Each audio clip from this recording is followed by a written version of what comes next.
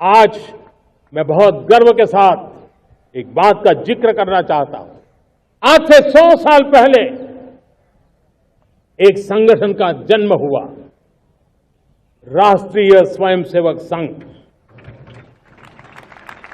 100 साल की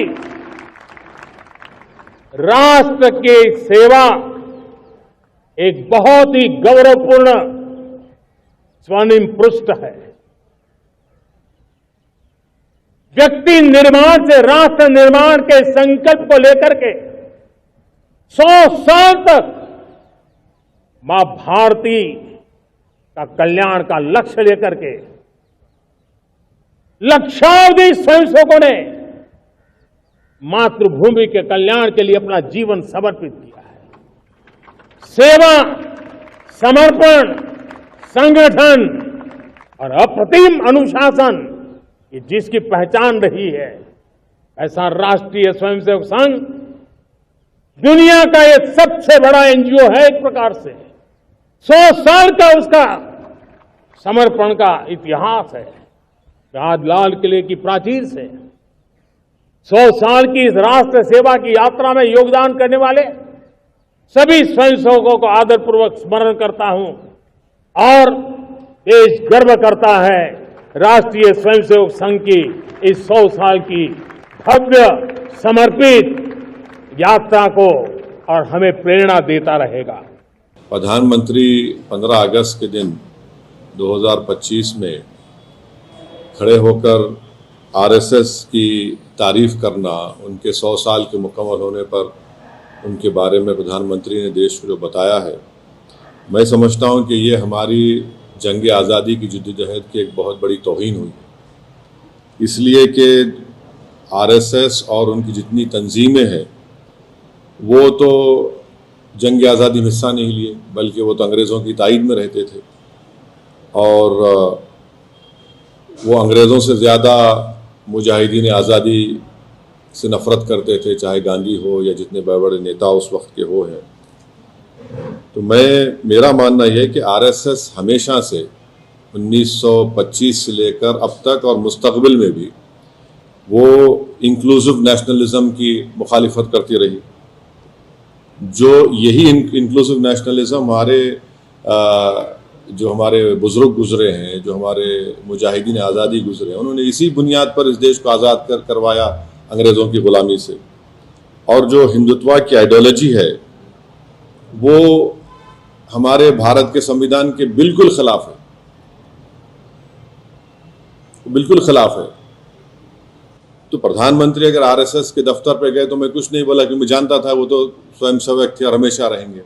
मगर जब आप प्रधानमंत्री के तौर पर ये कह रहे हैं और इस तरह की बात कर रहे हैं, जो संघ परिवार इस मुल्क में हेट्रेड को फैलाती है, डिवीजन होता है, तो ये तो प्रधानमंत्री उनकी तायीद कर रहे हैं।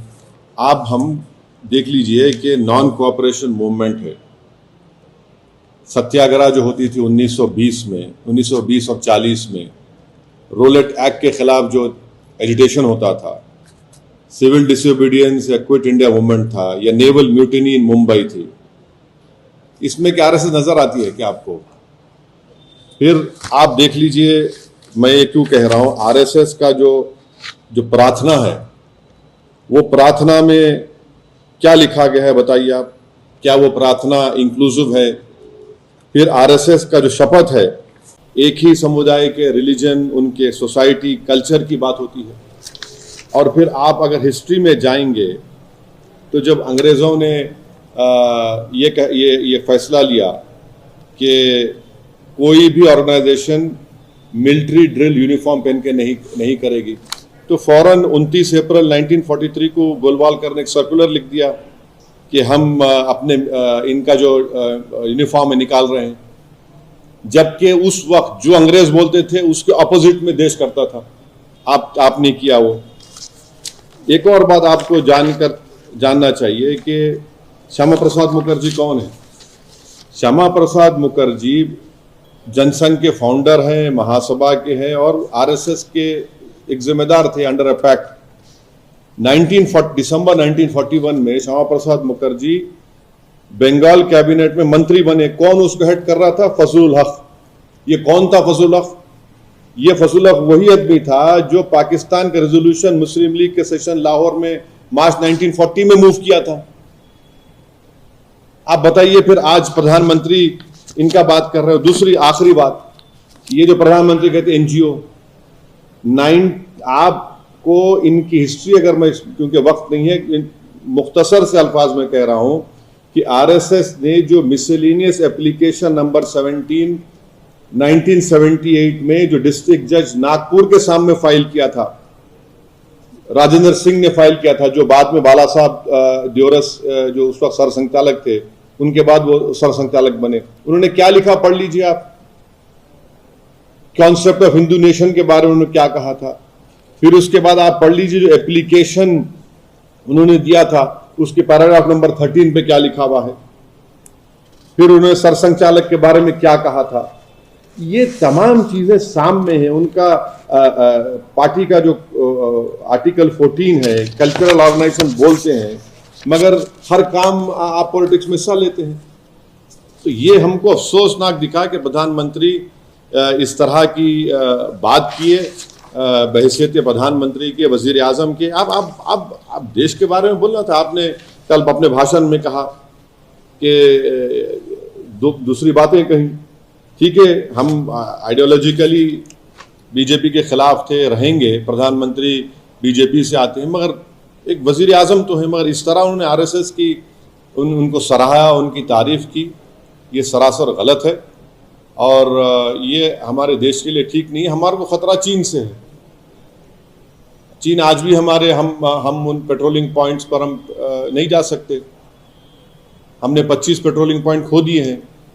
और जो ऑर्गेनाइजेशन देश में अपनी आइडियोलॉजी की बुनियाद पर निफाक पैदा कर रही है, इख्तलाफात को फ़रोग़ दे रही है, हेटरेट में इजाफा कर रही है, कई मसाजिद पे केसेस डाले जाते हैं, दरगाहों पर 500 साल पुरानी दरगाह पर वहाँ पर ख़बरों को तोड़ा जाता है। कौन है ये लोग? ये तो सब इनका ताल्लुक़ आरएसएस से है।